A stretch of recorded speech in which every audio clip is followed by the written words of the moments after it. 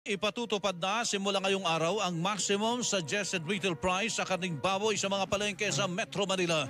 Ang MSRP para sa kasim at pigi ay itinakda sa 350 pesos hanggang kada kilo, habang 380 pesos naman sa kada kilo ng liempo. Ang tinatawag naman na sabit ulo may maximum suggested price na 300 pesos kada kilo. Sa gitna nito, tiniyak ni Agriculture Assistant Secretary Arnel de Mesa na may kikitain pa rin ang mga nasa industriya ng pagbababoy.